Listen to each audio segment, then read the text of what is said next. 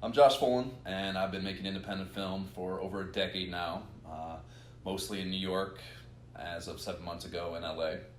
And we just recently on Thanksgiving released my 9th produced, 4th written, 3rd directed, 2nd edited feature, Love is Dead, starring Alice Krimmelberg, Al Thompson, and Lita Foster.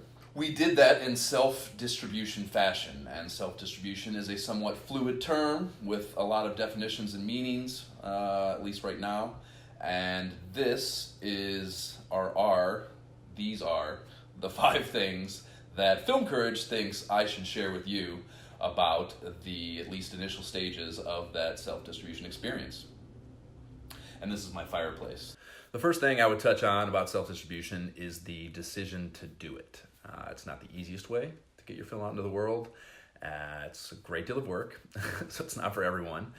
In our case, the reason we chose to do it was a range of things, but one, it was hard to attract interest in it from the companies that you really want to be working with, or many of the companies that you really want to be working with in the distribution realm. We had, an extremely difficult to sell subject matter. Your son was raped.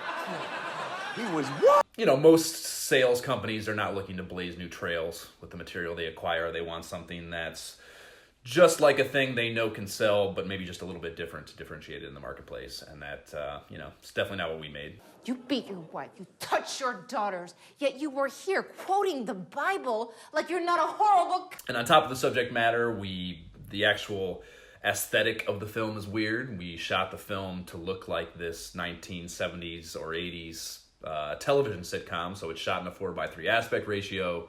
We degraded the 4K image to make it look standard definition and look like it's playing off this shitty VHS tape.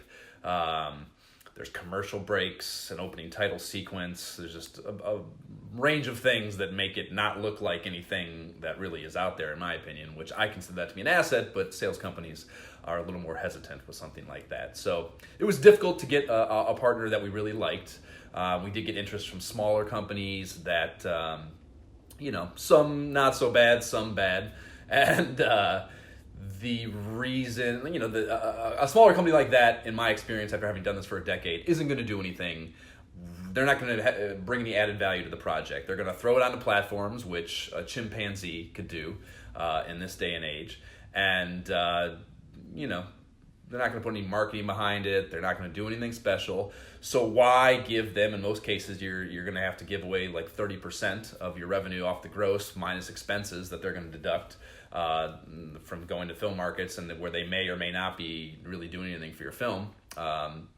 So we didn't want to give away that much for that little, so I decided maybe initially and got Shawnee, my co-producer, to agree to it, to just do it ourselves. And I have self-distributed before, so I thought this time around that I could perhaps do it for little to no money, which is what we had left over from our $32,500 budget.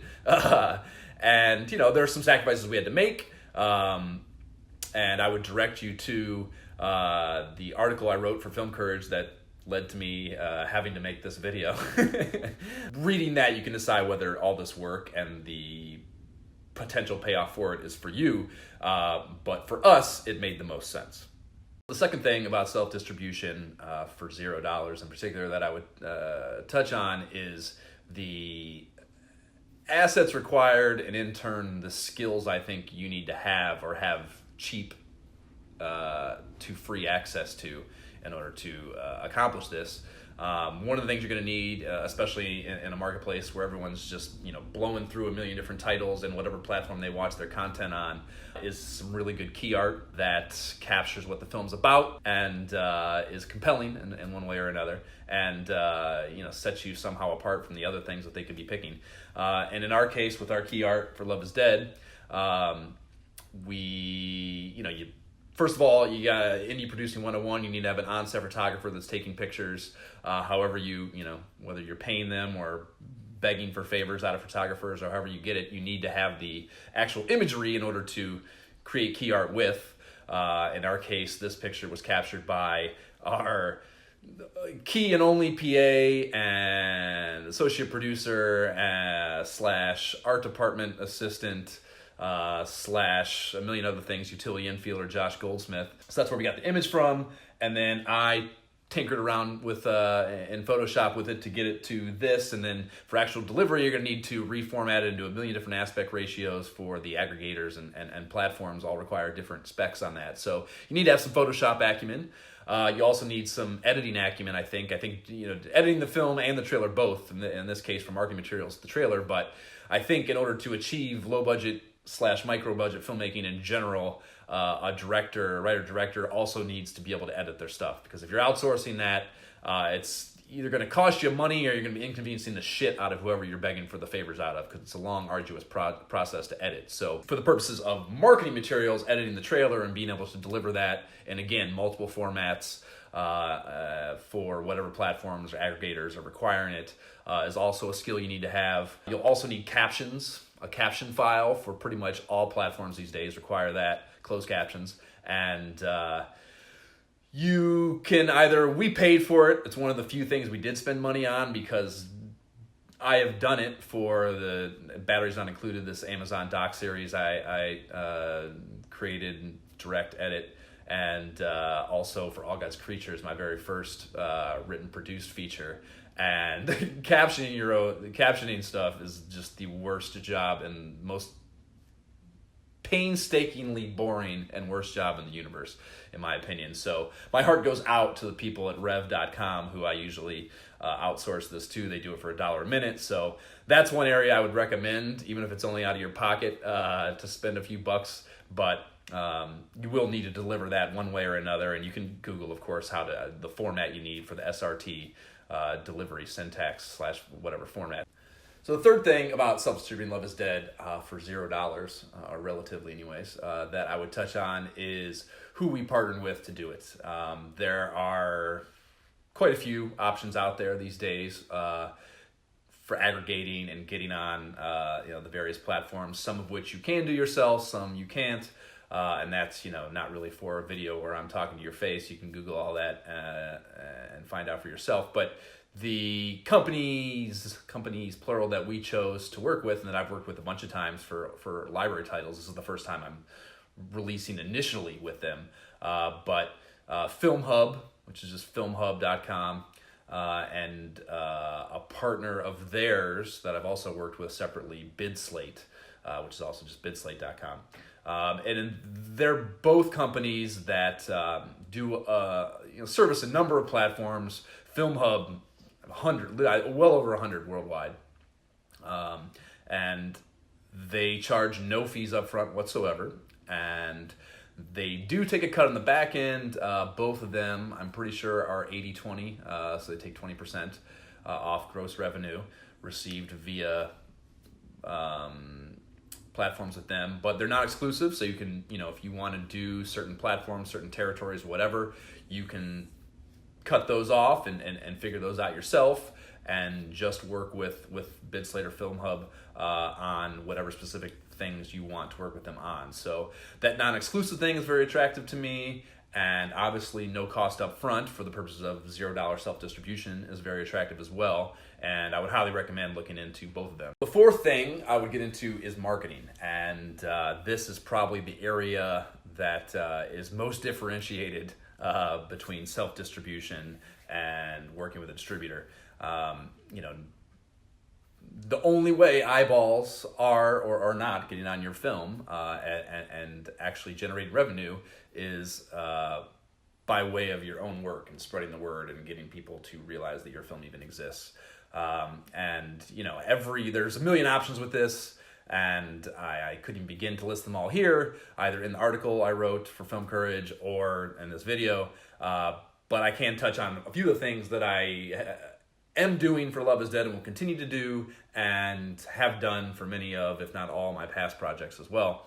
One of the things is hometown press. If you're from a small town, assuming you're not from a big, major metropolis. I'm from Oberlin, Ohio, and Oberlin, Ohio, being a city or a town of 2,000 people when the college is not in session, 10,000 when it is, there haven't been a whole lot of filmmakers to come out of there. So That is certainly a marketplace that you want to hit, because these are people that have known you all your life, and at least probably, hopefully, find it somewhat cool that someone from Oberlin, Ohio is out doing this with their life. So, I always reach back and talk to the local radio station, the local newspaper, surrounding newspapers.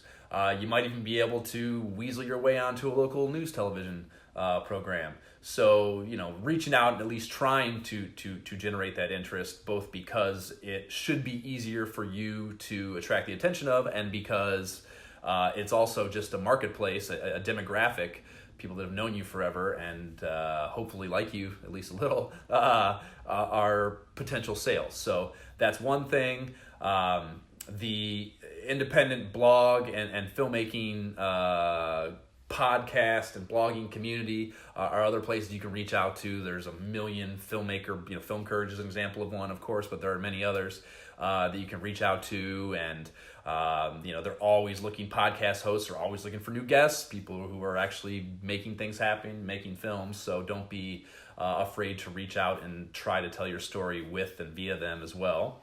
And there's also, Reddit is probably one of the bigger, best examples of it, but there are other ways to contribute to the independent filmmaking conversation, or just the film enthusiast in general conversation. And Reddit is fantastic because it subdivides these demographics into individual communities where the conversations are happening that you can participate in. You got to be careful. You can't just go in there and just shamelessly self-promote. You have to be an actual live human being and participate in the conversation to bring added value to it, not just saying, hey, watch my stupid shit. But if you are adding value to the conversation, you certainly can still talk about your projects and use them as examples, and that be a benefit to the people that you're sharing that stuff with.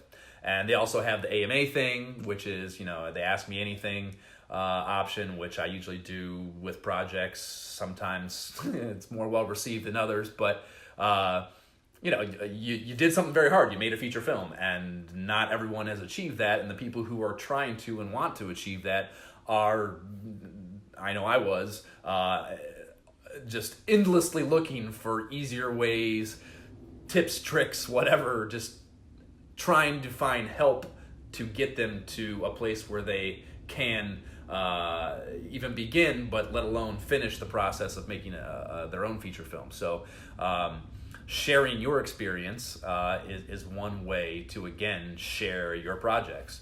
The fifth and final thing I would get into about self-distribution, particularly for $0, is the understanding that the problem never goes away. This kind of goes back to the first point about whether self-distribution is right for you. But you do need to have an understanding going into it that you will always have to be the one working to monetize this film, at least if you're doing your job and keeping your promise to your investors that you're going to try to maximize the revenue that the film generates. And there are projects even where we had a distributor. All God's Creatures, we got a distributor in the initial stages, and we still had to both help them roll the film out, and we have since gotten all rights back, and we are now on a daily basis trying to find ways to monetize that film. And Love is Dead, we absolutely be doing that in an ongoing capacity too. So just an understanding that you need to be working to be doing your job anyways. Every day you're working to find new ways, and especially in the digital distribution landscape, there's new platforms popping up every day and new ways to achieve monetization. So if this is most applicable, I think, in the sense that a lot of filmmakers want to be making films and not distributing films. So I think an understanding that today's modern filmmaker, independent filmmaker, is also at least a little bit of a distributor too, and you need to accept that and embrace it, I think, to really be successful doing this stuff rather. So those are my 5 things I would want to convey about self-distributing. And I recommend you, again, read the full article that I wrote on this topic for Film Courage, and check out Both Love Is Dead. It's on Amazon now, and Vimeo on demand, and the rest of my shit at nyehentertainment.com. And thanks for watching me ramble for however long you watch this.